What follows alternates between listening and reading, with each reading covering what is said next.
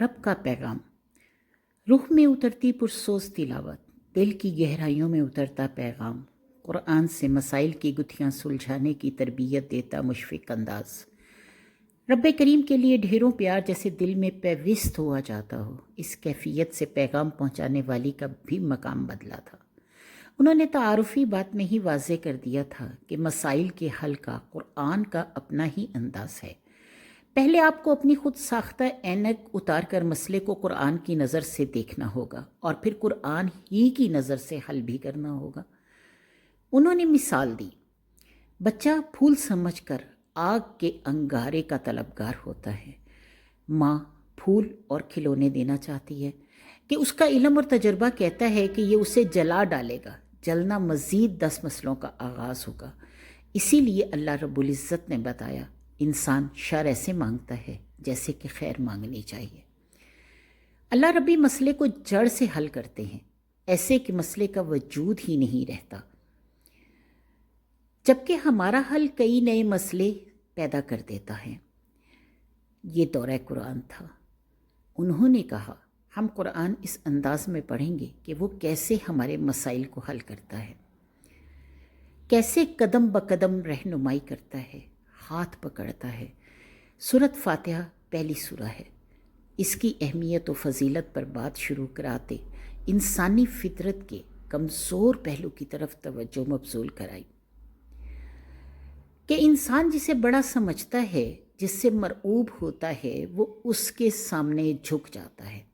انسان اشرف المخلوقات ہے، اس کا معمولی مخلوق کے سامنے جھکنا اس کی توہین ہے۔ اسی لیے رب کریم اپنی عظمت اور بلندی کا تعارف کرواتے ہیں کہ وہ کہیں معمولی چیز کے سامنے جھک کر ذلیل نہ ہو جائے۔ اسی لیے رب نے پہلی آیت میں ہی بتایا کہ وہ تمام جہانوں کا رب ہے۔ الحمدللہ رب العالمین، تمام تعریفیں اس کے لیے جو تمام جہانوں کا رب ہے۔ ان جہانوں کا تعلق چاہے فرشتوں سے ہو یا دیگر مخلوقات، جانوروں، کیڑے مکوڑوں، چرند پرند سے، کائنات میں موجود ہزاروں اندیکھی کہکشاؤں سے ہو یا غیر متعین مخلوقات سے، ان سب کا رب اللہ رب العالمین ہے۔ یعنی وہ ان تمام کی ربوبیت کرتا ہے۔ ربوبیت کا مطلب ہے کہ جس کو جب اور جس چیز کی ضرورت ہو اسے اسی وقت وہ چیز مہیا کرنا۔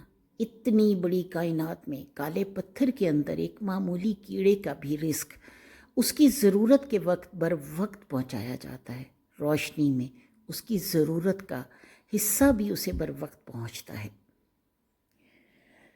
جب انسان اللہ کا یہ تعارف حقیقت میں جان جائے تو گویا وہ اس ہستی کے سامنے جھکا ہے جس کے سامنے جھکنا اس کے لائق اور شایان شان ہے۔ اس کے بعد انسان کا سامنا ایک اور مسئلے سے ہوتا ہے۔ اس کا تعلق بھی انسان کی فطرت سے ہی ہے۔ انسان فطری طور پر چاہتا ہے کہ وہ جس بلند تر ہستی کے سامنے جھکتا ہے وہ اس کے بے حد قریب ہو جائے۔ اسی مسئلے کو پورا قرآن حل کرتا ہے، اسے بتاتا ہے کہ یہ کام کرو اور ان کاموں سے احتیاط کرو تو اس کے قریب ہو جاؤ گے۔ یوں اللہ کے قرب کی کوشش میں انسان پوری زندگی گزار دیتا ہے۔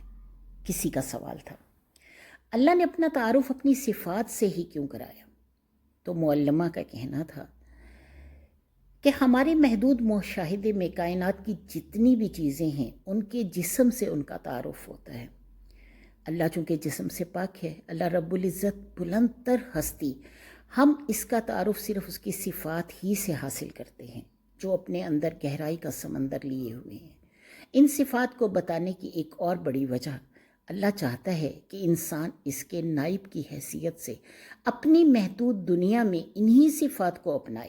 مثلا رب کی صفت ہے، اللہ چاہتا ہے کہ ہم انسان یہ صفت اپنا کر دوسروں کی خدمت کریں۔ کسی کو تسلی کی ضرورت ہے، اسے تسلی دے دیں۔